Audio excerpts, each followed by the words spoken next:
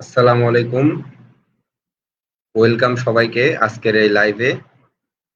আশা করি সবাই ভালো আছেন। আমি Toufiq Elahi, academic associate from AI expert career, এবং পাশাপাশি আমি একজন পেনিট্রেশন টেস্টার, বাগ হান্টার এবং সিটিএফ প্লেয়ার। আজকের এই লাইভের আলোচ্য বিষয় হচ্ছে reverse engineering in ethical hacking. আজকে আমাদের এই লাইভে গেস্ট হিসাবে আছেন শিবলি সাদিক ভাইয়া এবং খন্দকার আসিফ মাহমুদ ভাইয়া। আমি শিবলি সাদিক ভাইয়া এবং খন্দকার আসিফ মাহমুদ ভাইয়াকে অন স্টেজে নিয়ে আসতেছি। আসসালামু আলাইকুম শিবলি সাদিক ভাইয়া। ওয়ালাইকুম আসসালাম। তৌফিক ভাই, কেমন আছেন ভাই? আলহামদুলিল্লাহ। তৌফিক ভাই ভালো আছি, আপনি ভালো আছেন? জি আলহামদুলিল্লাহ, আমি ভালো আছি।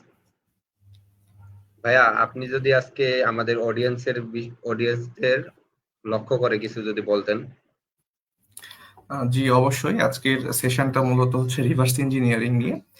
রিভার্স ইঞ্জিনিয়ারিং আসলে অনেক বড় একটা টপিক, একটা হচ্ছে পুরা ফিল্ড আছে reverse engineering. Job career scope অনেক বেশি এই রিভার্স ইঞ্জিনিয়ারিং এ। তবে আমরা হচ্ছে এআই এক্সপার্ট ক্যারিয়ার থেকে, আপনারা সবাই জানেন, আমরা এআই বেসড একটি ইথিক্যাল হ্যাকিং কোর্স নিয়ে আসছি। সেই কোর্সের মাধ্যমে আমরা রিভার্স ইঞ্জিনিয়ারিং কিছুটা শিখবো। ইথিক্যাল হ্যাকিং এর রিভার্স ইঞ্জিনিয়ারিং কি কি জায়গায়, কোন কোন জায়গায় ইউজ করতে হয়, কিভাবে এর ইমপ্লিমেন্টেশন ইথিক্যাল হ্যাকিং এ হয়ে থাকে, সেই বিষয়গুলো নিয়ে ছোট্ট একটি লাইভ সেশন আপনাদের জন্য। আর হচ্ছে আমরা এই সেশনের মধ্যে খুব বেসিক ইথিক্যাল হ্যাকিং এ যে reverse engineering tools, techniques, types use করা হয় সেগুলো আমরা দেখবো, জানবো। আমাদের সাথে খন্দকার আসিফ মাহমুদ ভাই আছেন, তার সহযোগিতা নিয়ে আজকের লাইভটি আমরা দেখব। আর যারা হচ্ছে আমাদের এআই এক্সপার্ট ক্যারিয়ার থেকে এআই পাওয়ার সাইবার সিকিউরিটি কোর্স এখনো এনরোল করেন নাই, তারা অবশ্যই এনরোল করবেন। আমাদের ইনশাল্লাহ ভালো কিছু আমরা আপনাদেরকে উপহার দিব। ধন্যবাদ তৌফিক ভাই। থ্যাংক ইউ সো মাচ ভাইয়া। আমি আসিফ মাহমুদ ভাইয়াকে বলতে রিকোয়েস্ট করব যে আমাদের অডিয়েন্সের বিষয়ে কিছু যদি বলতেন। আসসালামু আলাইকুম ভাই, কথা শোনা যাচ্ছে তো না? জি ভাইয়া, ভালো আছেন? আচ্ছা, ধন্যবাদ। আছি আলহামদুলিল্লাহ। ভাই আপনার কি অবস্থা? জি আলহামদুলিল্লাহ ভাইয়া। আচ্ছা, তো আমি ইন্ট্রোডাকশন হচ্ছে খন্দকার আসিফ মাহমুদ। আমি শিবলি সাদিক ভাইয়ের সাথেই আপাতত স্টাডিতে আছি national institute of textile engineering রিসার্চে।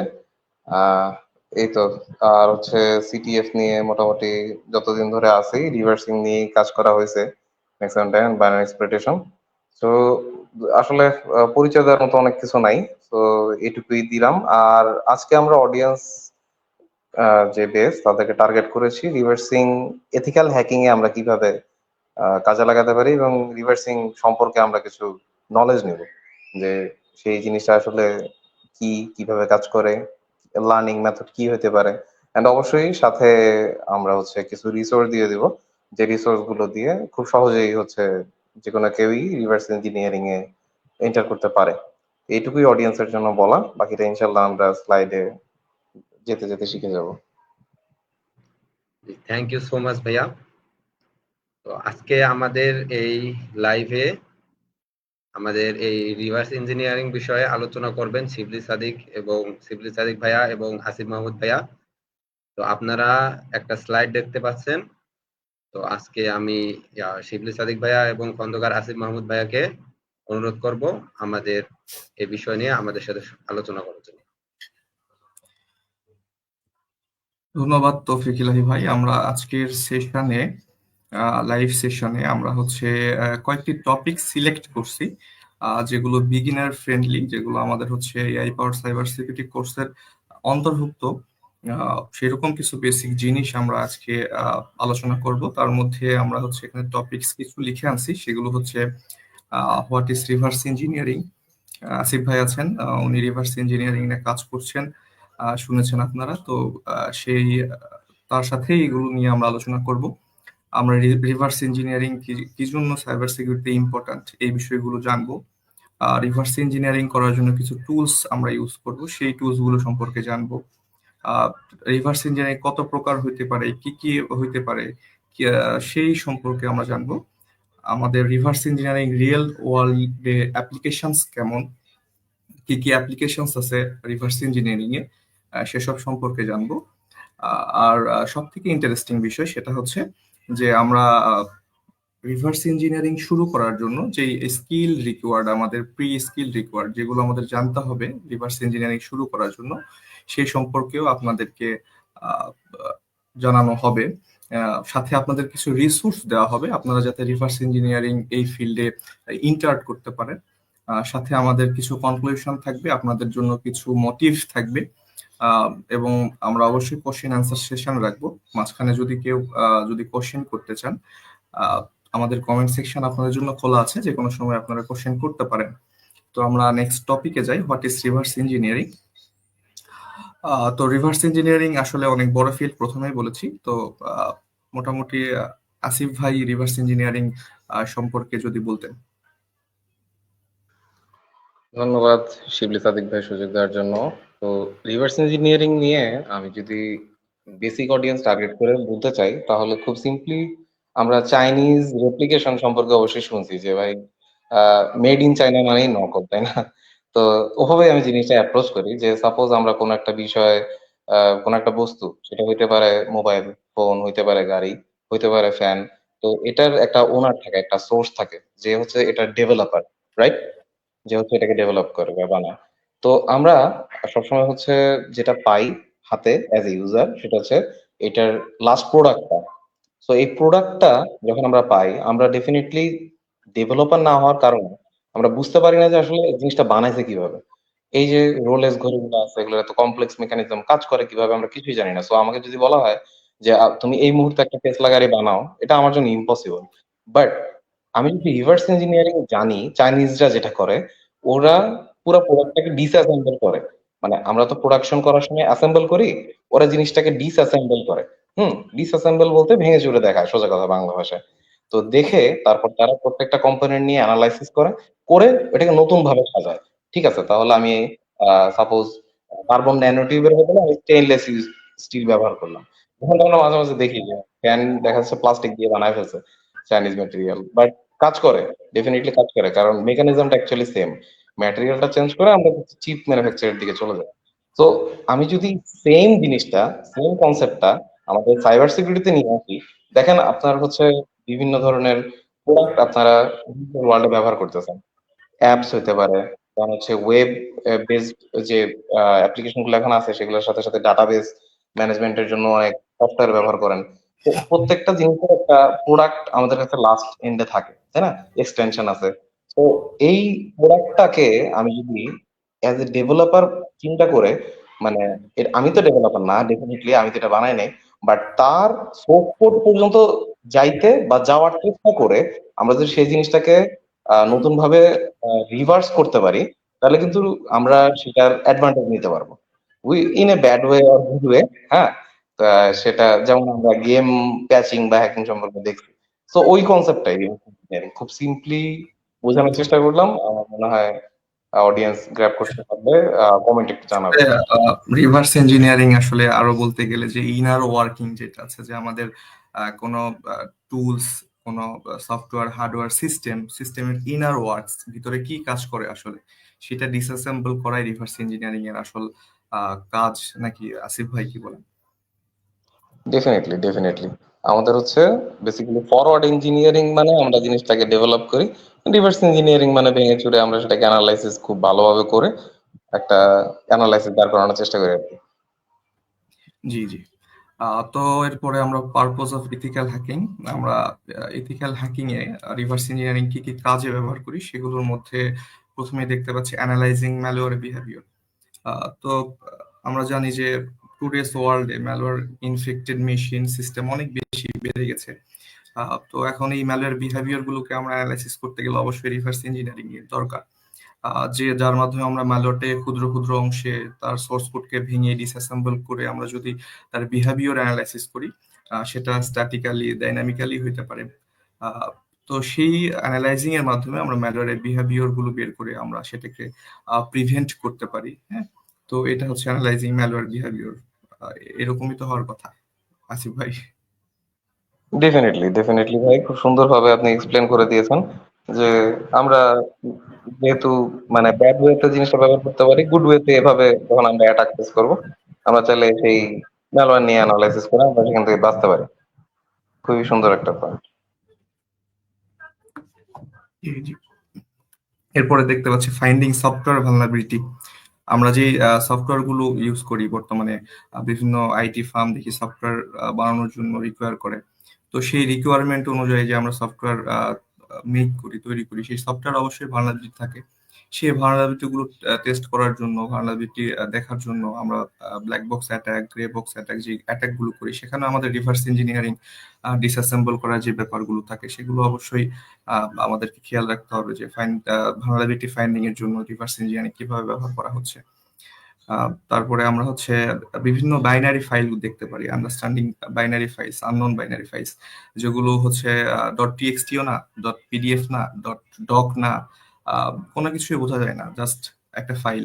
তো সেগুলোর বাইনারি কি, সেগুলোর মধ্যে কি বিন ফাইল, ডট বিন ফাইল যেগুলো আছে, সেই ফাইলগুলো আমরা হচ্ছে আন্ডারস্ট্যান্ড করতে পারি রিভার্স ইঞ্জিনিয়ারিং এর মাধ্যমে। তারপরে আমরা হচ্ছে সিকিউরিটি কোড গুলো কম্পাইল করতে পারি রিভার্স ইঞ্জিনিয়ারিং ইউজ করে, যেখানে আমরা কোডগুলোকে ডিসঅ্যাসেম্বল করে কোডগুলোকে আমরা বিভিন্ন ওয়েতে, বিভিন্ন টুলস এর মাধ্যমে আমরা ভেরিফাই করি, সিকিউরিটি হ্যাশিং এর মাধ্যমে করে থাকি। তো এই ছিল ইথিক্যাল হ্যাকিং এ আমাদের হচ্ছে রিভার্স ইঞ্জিনিয়ারিং এর পারপাস। যদি কিছু অ্যাড করতে চান আসিফ ভাই। আপনি খুব সুন্দরভাবে কভার করে দিয়েছেন টপিকগুলো। তবুও যদি একটু আন্ডারস্ট্যান্ডিং আননোন বাইনারি নিয়ে ইন্টারেস্টিং একটা ফ্যাক্ট বলি, সেটা হচ্ছে আমরা ব্লু টিম বা সক নিয়ে সবাই মোটামুটি জানি যে ভাই, আমরা কোনো একটা অ্যাটাক হলে এটা মনিটর করার জন্য আমরা টুলস আছে।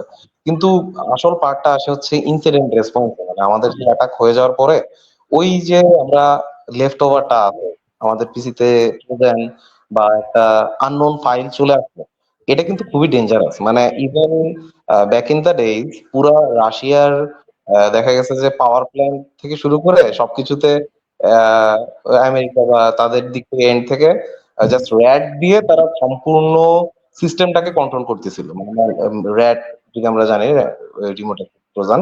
সো এরকম ফাইলগুলো যখন আপনার পিসিতে থেকে যাবে, ওখানে কিন্তু আপনার অন্যান্য স্কিল আর কাজে লাগবে না। আপনাকে ডেফিনেটলি ওইটাকে as a software or as a last binary file যেটা বললেন আর কি, যে এন্ড প্রোডাক্ট ফাইলটা নিয়ে আমাকে অবশ্যই অ্যানালাইসিস করে জানতে হবে যে ভাই এটা কাজটা কিভাবে করতেছে। সো ওইভাবে আমরা প্রিভেন্টিভ মেজার নিতে পারবো। সো ডেফিনেটলি এটা খুবই ভালো একটা পয়েন্ট এন্ড ইন্টারেস্টিং একটা বিষয় রিভার্সিং এর, ভালো একটা দিক। ধন্যবাদ আসিফ ভাই। পরের টপিকে আমরা যাই, why reverse engineering is important in cyber security. আসলে রিভার্স ইঞ্জিনিয়ারিং সাইবার সিকিউরিটিতে এত গুরুত্ব বহন করে কিভাবে। তো প্রথমেই কিছু টপিক আমরা এখানে দেখতে পাচ্ছি: malware analysis, patch analysis, bypass protections, strength defence. তো এই বিষয়গুলো নিয়ে আসিফ ভাই যদি কিছু বলতেন।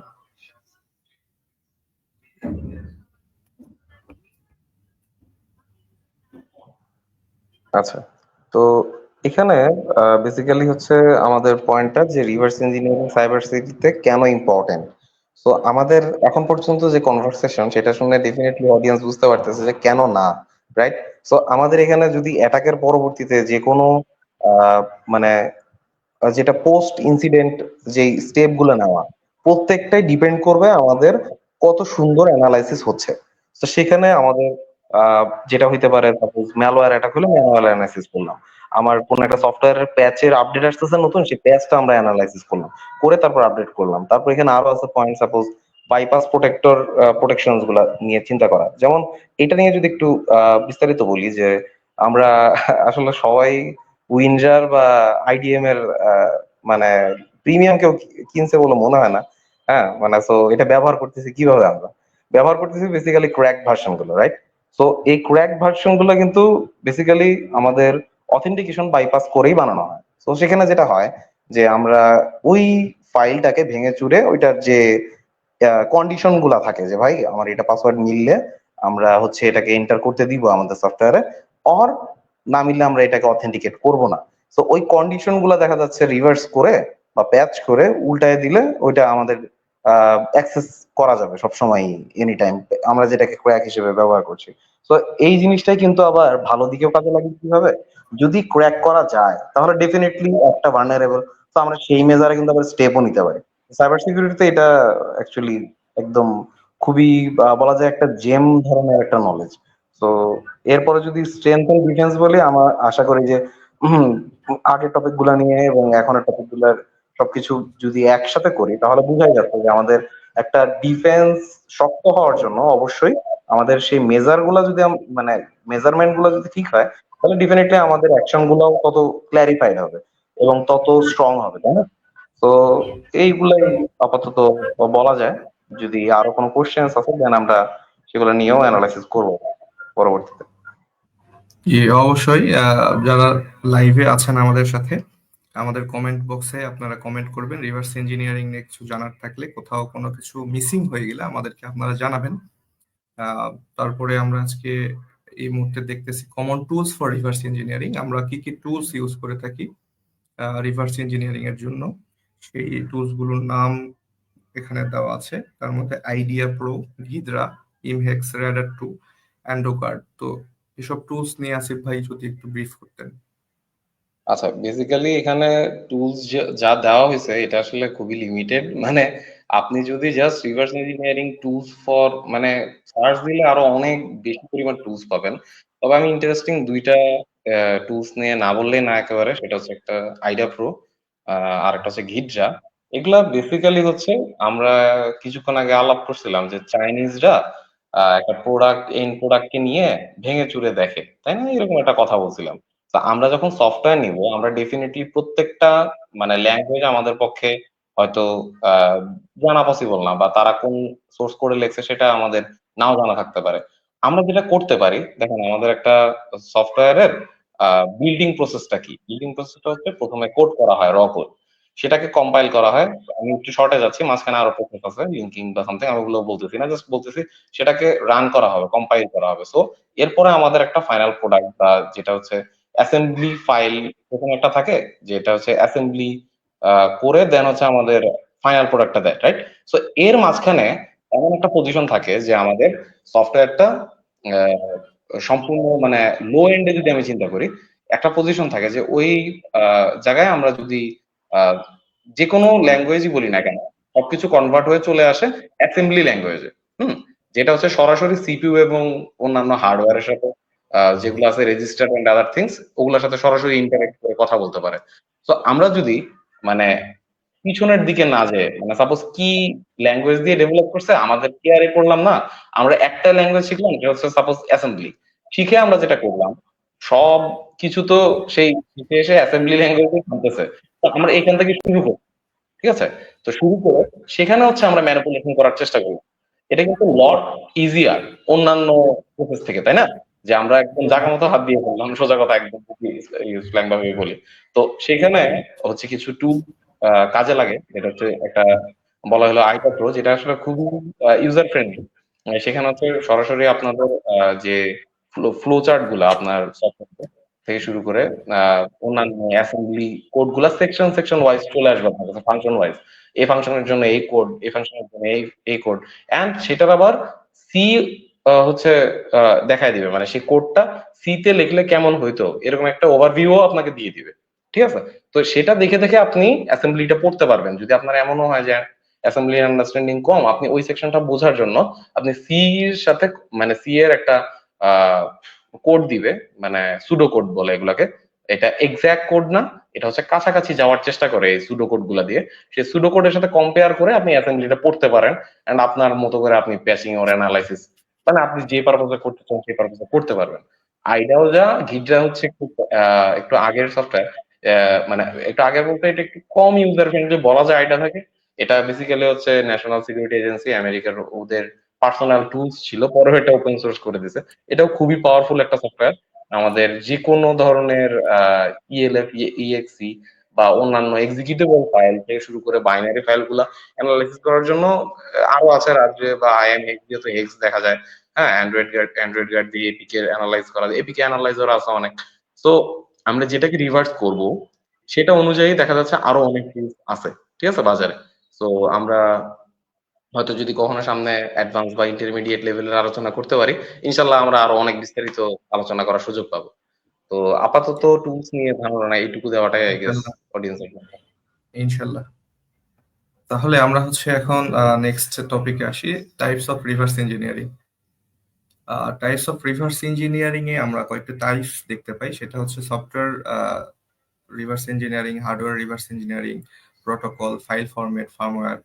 তো সফটওয়্যার রিভার্স ইঞ্জিনিয়ারিং মূলত প্রথমের দিকেই আমাদের বলা হয়ে গেছে যে সফটওয়্যার এর ভালনারেবিলিটি বের করা যে ব্যাপারটা, তারপরে সফটওয়্যারে যে ম্যালওয়্যার যে অটোমেটিক ঢুকে পড়ে সফটওয়্যারের ভিতর দিয়ে ডাউনলোড করলে ইউডিপি প্রোটোকলের মাধ্যমে।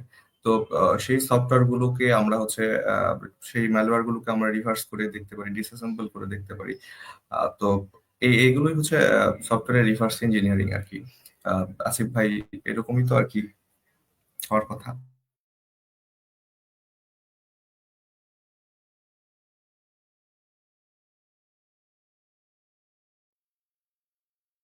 আমি মনে হয়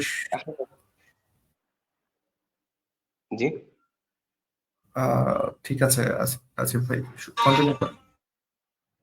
আচ্ছা আচ্ছা। সো সফটওয়্যারের ক্ষেত্রে তো এতক্ষণ আমরা শুনলামই। সো আমি আরো একটা ইন্টারেস্টিং ফ্যাক্ট হচ্ছে কিন্তু আলোচনা করবো, সেটা হচ্ছে হার্ডওয়্যার রিভার্সিং। এন্ড বাকিগুলো অ্যাকচুয়ালি মানে আপনি জাস্ট র্যান্ডম অ্যানালাইসিসের কথাই বলা হচ্ছে এখানে।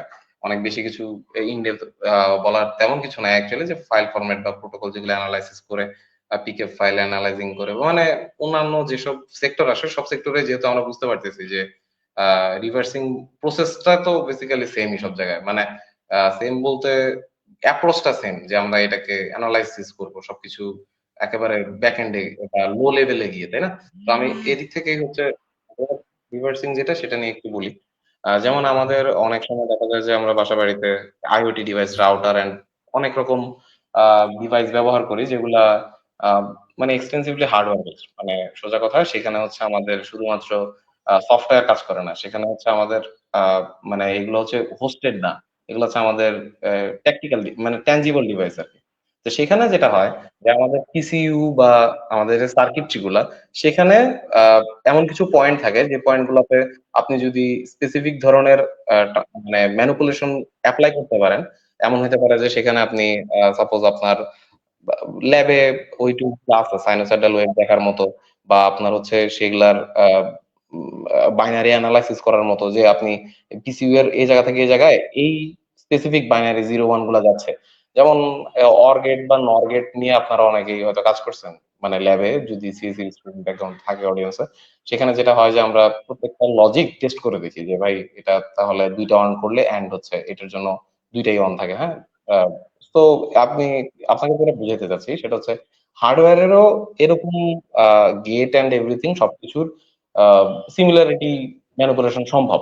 হ্যাঁ, মানে সেখানেও দেখা যাচ্ছে যে স্পেশালি স্কিল পিপল যদি থাকে, তো হার্ডওয়্যারে তারা বিভিন্ন ধরনের ম্যানিপুলেশন করে, অথবা নিজস্ব কোনো টুলস দিয়ে স্পুফিং ট্রাই করে এটাকে মানে ভেঙে চুরে দেখে সেটার ভিতরের যে মেকানিজম গুলো আছে সেই মেকানিজম গুলো ম্যানিপুলেট করে কিন্তু চাইলে রিভার্সিং করে চাইলেই আপনার ডিভাইসের একটা উপর সে আয়ত্ত রাখতে পারে, মানে এটা অসম্ভব কিছু না। এন্ড জি যেটা দেখা যায় যে বড় বড় যে সিকিউরিটি সেন্টার গুলো আছে সেখানে এই ধরনের অ্যাটাক গুলো করার চেষ্টা করতে হয়। সাপোজ কোম্পানির মডেম বা রাউটার এসব জায়গায় তারা নিজেদের একটা ডিভাইস বা সেই মেশিনটাকে একটু মডিফাই করার চেষ্টা করে। অর ইভেন এটাও হইতে পারে যে আপনার পুরো মডেমটাকে সে নতুন করে বানাইতে যাচ্ছে নিজের মতো করে, তার সিস্টেমটা কপি করা দরকার। তো তখনও সে অ্যাকচুয়ালি রিভার্সিং ব্যবহার করে অ্যানালাইসিস করে সে সেটা করতে পারে ডেফিনেটলি। জি জি। ঠিক আছে, এখন আমরা রিয়েল ওয়ার্ল্ড অ্যাপ্লিকেশনস নিয়ে দেখবো যে আসলে রিভার্স ইঞ্জিনিয়ারিং রিয়েল ওয়ার্ল্ডে কিভাবে আহ, আমাদের অ্যাপ্লাই করতে হয়। তো প্রথমতই আমরা দেখতে পাচ্ছি জিরো ডে ভালনারেবিলিটি ডিসকভারি। তো রিভার্স ইঞ্জিনিয়ারিং প্রথম মূল শর্তই হচ্ছে আমাদেরকে অ্যানালাইসিস করতে হবে। জিরো ডে ভালনারেবিলিটি বলতে আমরা যেটা বুঝি সেটা হচ্ছে যে ভালনারেবিলিটি যেগুলো এখন পর্যন্ত এক্সপ্লোর হয় নাই, বা মানে নতুন কোনো ভালনারেবিলিটি এসেছে, যেগুলোকে আমরা জিরো ডে ভালনারেবিলিটি বলে থাকি। তো সেই জিরো ডে ভালনারেবিলিটি গুলোকে যখন কেউ এক্সপ্লোর করেনি তখন সেই ভালনারেবিলিটি গুলোকে রিভার্স করে অ্যানালাইসিস করে আমরা সেই ভালনারেবিলিটি গুলো ডিসকভার করতে পারি। তো এই ক্ষেত্রে আমাদের রিভার্স ইঞ্জিনিয়ারিং অনেক গুরুত্ব বহন করে আর কি। আর হচ্ছে কাস্টম ম্যালওয়্যার অ্যানালাইসিস, আমাদের বিভিন্ন সময় বিভিন্ন ম্যালওয়্যার অ্যাটাক হয়। দেখা যায় যে একটি ম্যালওয়্যার যদি ইনফেক্টেড হয় বা র্যানসমওয়্যার ইনফেক্টেড হয়, তাহলে অনেক হ্যাম্পার্ড হইতে হয়, কোনো একটা সিস্টেম নষ্ট হয়ে যায়। তো সেই কাস্টম ম্যালওয়্যার গুলোকে অ্যানালাইসিস করার জন্য অবশ্যই আমাদের হচ্ছে রিভার্স ইঞ্জিনিয়ারিং দরকার, যেটা আমরা রিয়েল ওয়ার্ল্ডেই অ্যাপ্লাই করে থাকি। তারপরে রিয়েল ওয়ার্ল্ডে আমরা আরো অ্যাপ্লিকেশন আছে, যেমন আমরা ক্র্যাকমি চ্যালেঞ্জেস আছে কিছু রিভার্সিং এর প্র্যাকটিস করার জন্য, যার কিছু কিছু আমরা হচ্ছে চ্যালেঞ্জেস এর ইউটিউব ভিডিও, কিছু ডকুমেন্ট, কিছু গিটহাব লিংকস, আপনাদের রিসোর্সের ব্যবস্থা আছে, যেগুলো আমরা পরে প্রোভাইড করব আপনাদেরকে স্লাইড শেষে। তারপরে কিছু সোর্স ডাইভার আছে। তারপরে আমরা সিটিএফ চ্যালেঞ্জ নিয়ে, বাইনারি এক্সপ্লয়টেশনের যে সিটিএফ চ্যালেঞ্জ গুলো আছে রিভার্সিং এর, সেগুলো নিয়ে আপনাদের রিসোর্স রেডি করা আছে, যেগুলো আপনাদেরকে প্রোভাইড করা হবে। তো এগুলোই হচ্ছে রিয়েল ওয়ার্ল্ড অ্যাপ্লিকেশনস আমাদের রিভার্স ইঞ্জিনিয়ারিং এর। তো আমরা নেক্সট টপিকে যাই। নেক্সটে আপনাদের স্কিল রিকোয়ার্ড টু স্টার্ট, মানে রিভার্সিং শুরু করার জন্য বা রিভার্সিং এ যাওয়ার জন্য প্রথমত আপনাদের কি কি স্কিল দরকার, কিভাবে আপনারা রিভার্সিং শুরু করবেন, রিভার্স ইঞ্জিনিয়ার হিসেবে নিজেকে তৈরি করতে পারেন, সেই বিষয়গুলো নিয়ে আসিফ ভাইকে বলার জন্য বলছি। আবার ধন্যবাদ ভাই। তো skill required to start reversing, এই টপিকে আসি। প্রথমতই এখানে অ্যাসেম্বলি জানার আসলে কোনো বিকল্প নাই ভাই। মানে এই বিষয়টা এভাবে কষ্ট করে বলার কারণ কি, অ্যাসেম্বলি অ্যাকচুয়ালি অনেকে অনীহা করে যে ভাই এই জিনিসটা লো লেভেল, এমনি সি শিখতেই কষ্ট হয়, আবার এর চেয়েও লো লেভেল ল্যাঙ্গুয়েজ শিখাটা কতটুকু প্রফিটেবল হবে। এখন বিষয় হচ্ছে রিভার্সিং এর ওয়ার্ল্ডটা অ্যাকচুয়ালি খুবই নিশ।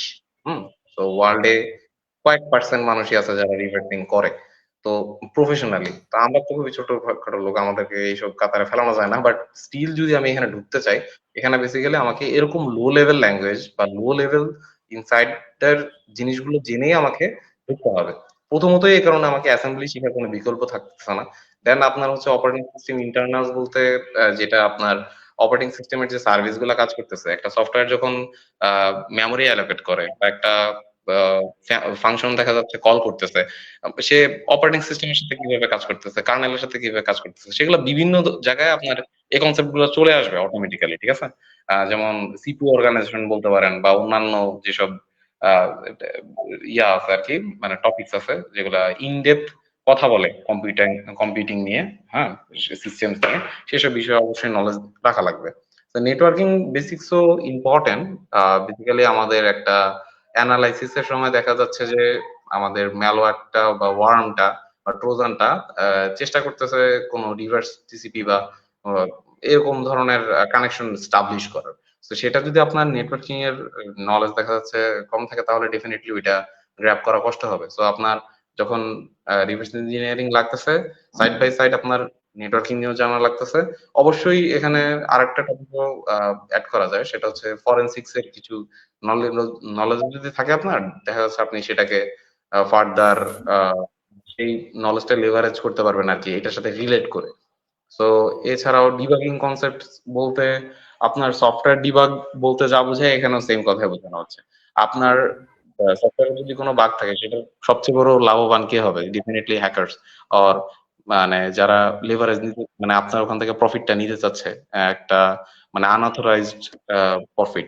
সো ডিবাগিং কনসেপ্ট জানলে আপনি অলরেডি ওই লেভেলে চলে যাচ্ছেন যে আপনাকে যে কোনো সফটওয়্যার দিলে তার বাগটা বের করার চেষ্টা করা বা সেই বাগটা বের করার মধ্যে স্কিলটা আপনার থাকতেছে।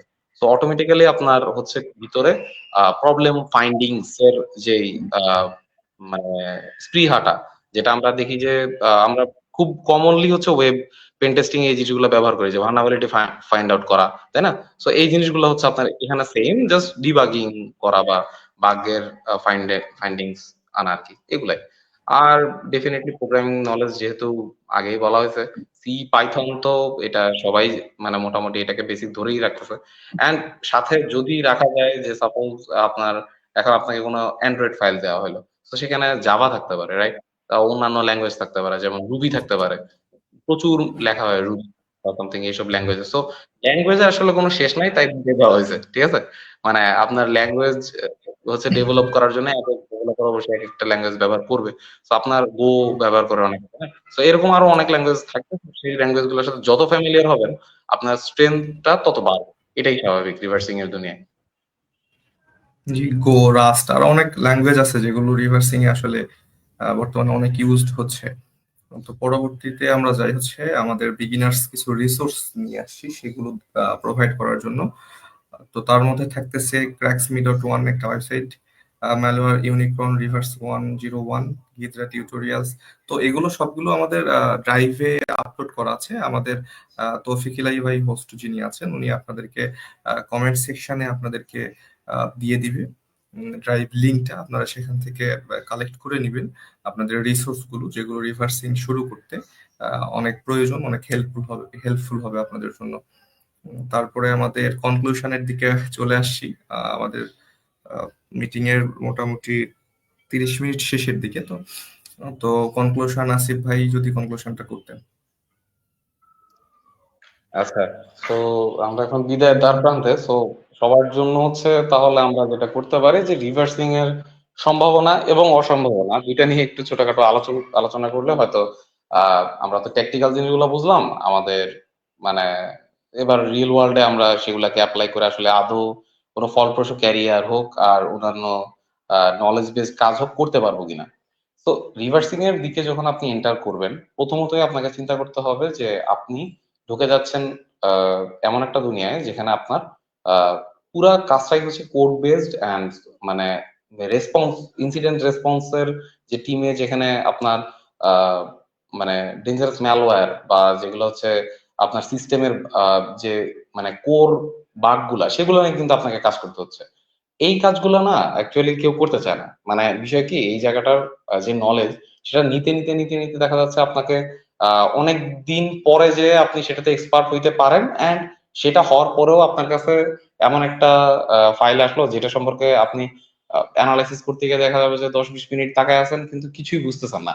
এটাই স্বাভাবিক এই লাইনটায়, ঠিক আছে? মানে এইটার নর্মই এটা যে আপনাকে অ্যাকচুয়ালি এমন কিছু নিয়ে ডিল করতে হবে যে ওয়ার্ল্ডের টপ টপ যারা রাইটার এক্সপ্লয়েট যারা ডেভেলপ করে তাদের কোডগুলা যখন আপনি সামনে পাবেন ডেফিনেটলি আপনার স্কিল আর আপনি ছাড়া ওইটার মানে ওইটাকে বিট করার মতো তখন আর কেউ আপনাকে হেল্প করতে পারবে না। কারণ সে অলরেডি এক্সিস্টিং সকল মেথড মানে ব্রেক করে সে আপনার কাছে আসছে, আপনার কোম্পানিতে ব্রিচ করতে পারছে। তো আপনার কাজটা কিন্তু সেটার পর থেকে শুরু হচ্ছে। তো সেইটা চিন্তা করলে কিন্তু একদিক থেকে আবার আপনি একটা রিপ্লেসেবল জায়গায় চলে যাচ্ছেন। মানে আপনাকে আপনি যদি এই জায়গাটায় স্কিলড হন আপনাকে কেউ রিপ্লেস করতে পারবে না, ঠিক আছে? মানে সেটা হোক মানে যত স্কিলফুল জিনিসপাতি আসুক, যত অটোমেশনই আসুক, আপনার জায়গাটা অ্যাকচুয়ালি ফিক্স থাকতেছে। বাট সেই জায়গাটা পর্যন্ত যাইতে অ্যাকচুয়ালি আপনাকে অনেক টাইম ইনভেস্ট করতে হচ্ছে, যে টাইম গুলো আপনি চাইলে সেটার মানে এর চেয়ে অনেক কম টাইমে আপনি চাইলে একটা ছোটখাটো ক্যারিয়ার দাঁড় করায় ফেলতে পারবেন। ব্লু টিম বলেন বা অন্যান্য বলেন, এগুলোর তো জবের কোনো অভাব নাই। কিন্তু আপনাকে এই জায়গাটায় স্পেশালাইজড হইতে বেশ বড় ধরনের সময় বলেন আর সেটাকে কঠিন সময় বলেন, হ্যাঁ, সেটা আপনাকে পার করতে হবে। তো সেক্ষেত্রে choice is up to you.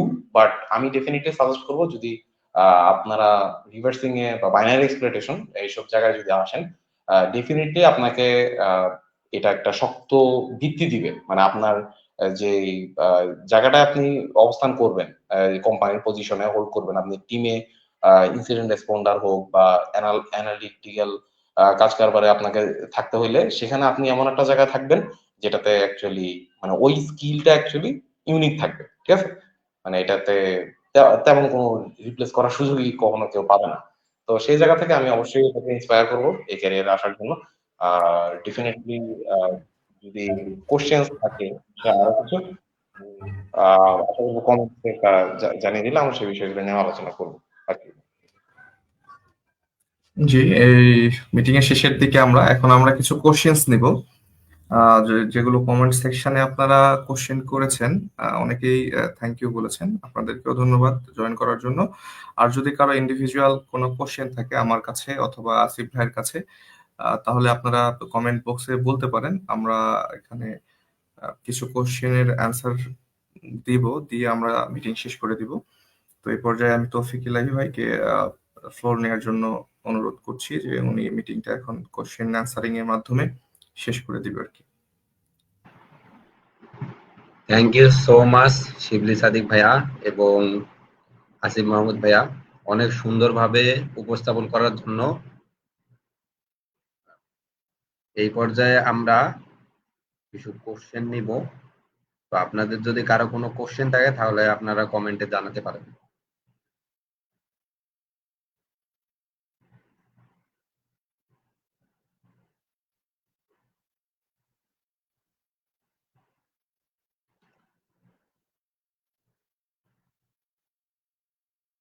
মনে হচ্ছে কারো কোনো কোশ্চেন নাই।